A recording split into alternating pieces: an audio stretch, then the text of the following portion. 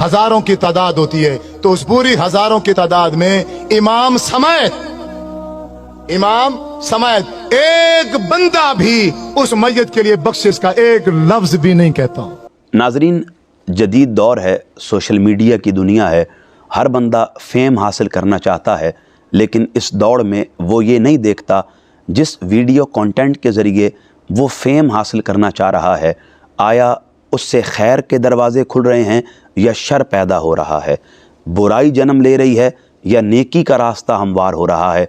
कोई इसकी फ़िक्र और परवाह नहीं करता। उसका एक मुंह बोलता सबूत ये वीडियो भी है।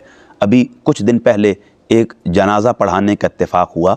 बाद जनाज़ा कुछ दोस्त अहबाब एक एतराज़ करने लगे कि अल्लामा साहब, जो दुआ आपने हमें पढ़ने का कहा और ख़ुद भी पढ़ी है, ये तो कहीं से साबित ही नहीं। मैंने सवाल किया, आपको ऐसा किसने कहा है? ये वीडियो बतौर रेफरेंस उन्होंने पेश की। मैंने सादा सी गुजारिश की, किसी की बात सुन लेना ये अच्छी बात है, लेकिन मानने से पहले तहकीक कर लेना ये ज़रूरी है। बग़ैर तहकीक के अगर आप कोई बात करेंगे, अपना ईमान भी ख़राब करेंगे और लोगों के लिए भी बदअकीदगी का रास्ता हमवार करेंगे। बारतौर जिस दुआ पर साहिब मसनद एतराज़ कर रहे हैं और अपनी कम इल्मी का मुज़ाहरा कर रहे हैं, और फिर सिर्फ़ ये बग़ैर तहकीक के बात नहीं है, बल्कि आका करीम अलैहिस्सलातु वस्सलाम की हदीस पर भी सवाल है। क्यों? जिस दुआ के बाबत साहिब मसनद ने एतराज़ किया, आका करीम ने ख़ुद उम्मत को जनाजे के लिए ये दुआ सिखाई है, तालीम फरमाई है। इब्न माजा में, जामे तिरमिज़ी में, अबू दाऊद में सही सनद के साथ ये रिवायत मौजूद है।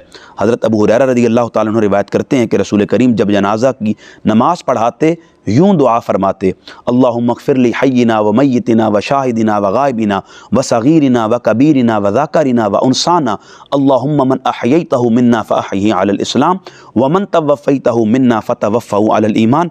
आका करीम अलैहिस्सलातु वस्सलाम ने ख़ुद ये दुआ जनाजे में पढ़ाई और सहाबा किराम को सिखाई।